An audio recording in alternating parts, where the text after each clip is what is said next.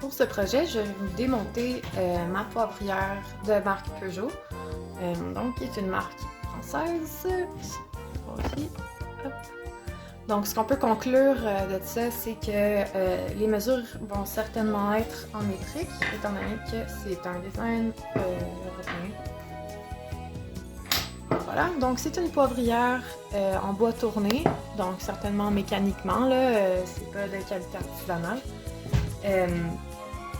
Donc voici, sur la mesure, on voit quelle mesure.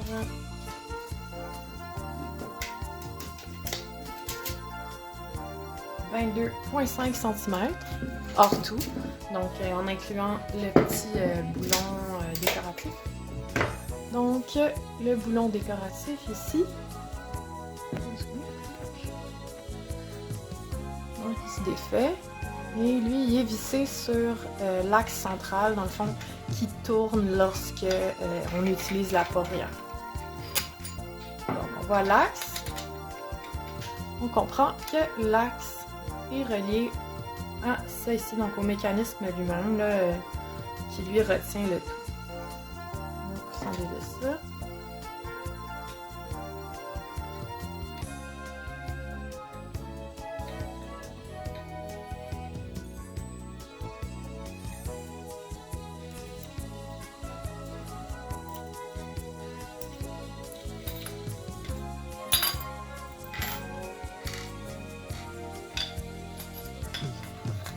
Ah.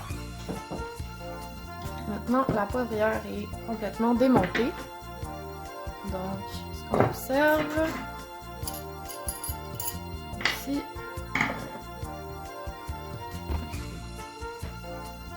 c'est que on a le corps qui est en bois, donc la tête et le corps. En regardant le grain du bois qui est à l'intérieur, je pense pas que ça se voit sur vidéo, là. Mais puis en regardant le bois debout, je peux identifier que c'est du hêtre. Pour l'information, j'ai fait un cours en ébénisterie, donc c'est pas juste un guess. C'est une information avec des sources. D'ailleurs, le hêtre, qui est un bois dur comme ceci, c'est le bois qui est tout le temps privilégié pour les accessoires de cuisine, donc par exemple des cuillères ou autres.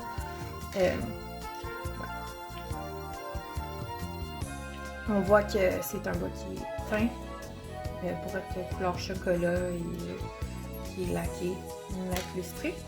Donc ce que j'ai de démonter ici, en fait c'est une petite plaque de métal qui permettait d'éviter, en fait de permettre un mouvement fluide lorsqu'on utilise la poivrière. Autrement dit, ça serait bois contre bois, ça serait beaucoup moins, premièrement, durable et deuxièmement, fluide. Donc, le corps en bois, ici. Ensuite, on a un mécanisme en acier. Donc, ça, c'est l'axe central qui est relié à là où est-ce que la friction va se passer, là, autrement dit, ici. Si on regarde cet élément-là, là, on voit que c'est bien rugueux. C'est ça qui va venir écraser le poivre contre cet autre morceau, qui est... Voyons. Non, de ce côté-là. Je passe comme ça ici.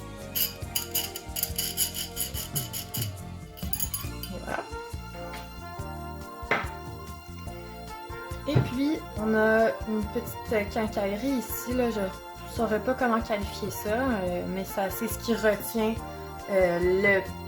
l'axe en place et le vis contre le bois. Donc, on a des vis ici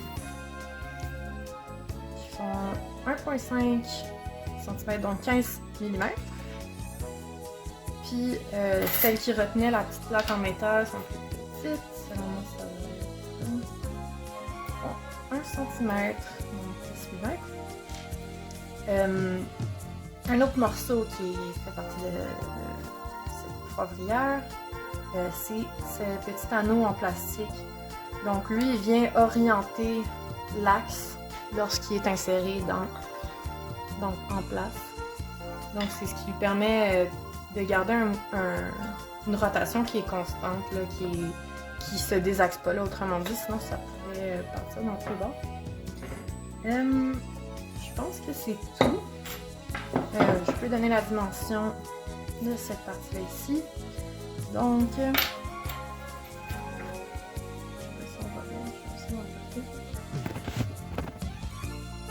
on voit que la petite quincaillerie ici, celle-là, fait 4 cm de large pour, je dirais, 7,5 mm de large.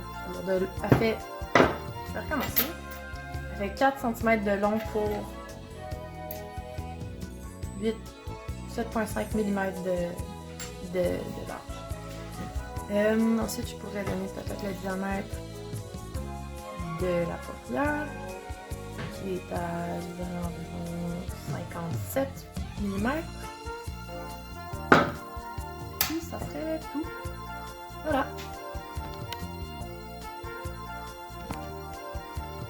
Maintenant, pour réassembler le mécanisme ici, pour réintroduire cette pièce-là dans le bon sens au travers de l'axe, et notez qu'il faut aussi passer le petit épaulement dans les coches qui sont destinées ici, donc cette petite quinquette-là. Donc, voilà, ça fait un petit clic. Ça l'a pas fait.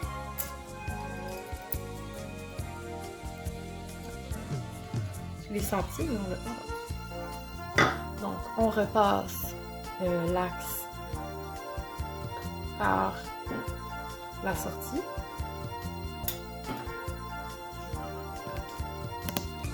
Donc, on passe la petite vis à bois au travers de la coche qu'il y a dans l'épaulement. Puis, on la revisse jusqu'au bout.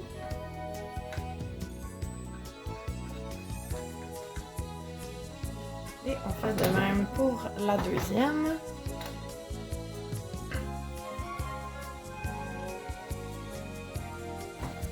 Avec un tournevis magnétique, ça aide. Surtout pour cet endroit qui est un peu vraiment concave et étroit. Donc, maintenant, l'axe est remis en place.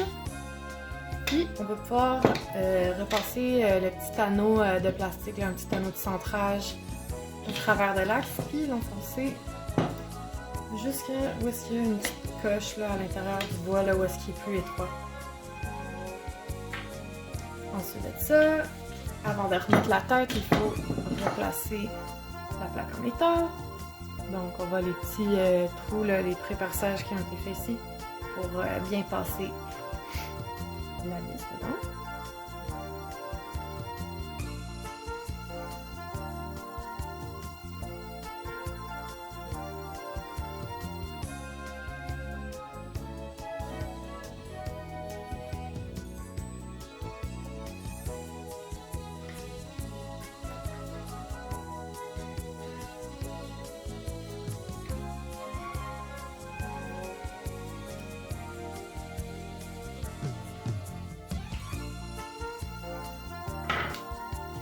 Puis, on peut même remettre le poivre que j'avais sorti au préalable dedans pour lui montrer son fonctionnement.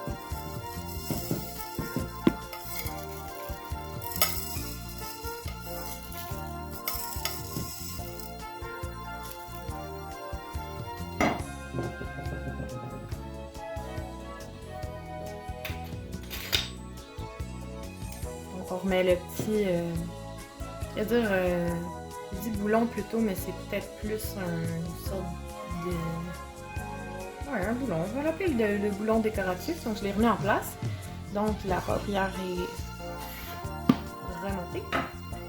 Puis, pour vous donner un petit exemple...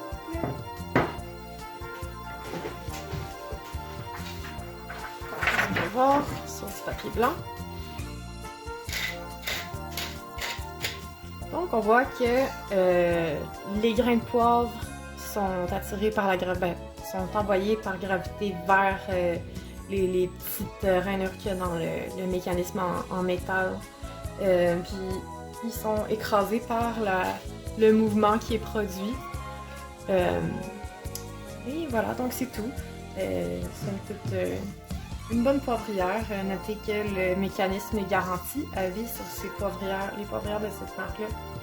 Ce qui veut dire que même si je l'ai trouvée seconde main, je pourrais la faire remplacer si jamais elle devait briser. Donc, c'était tout. Merci!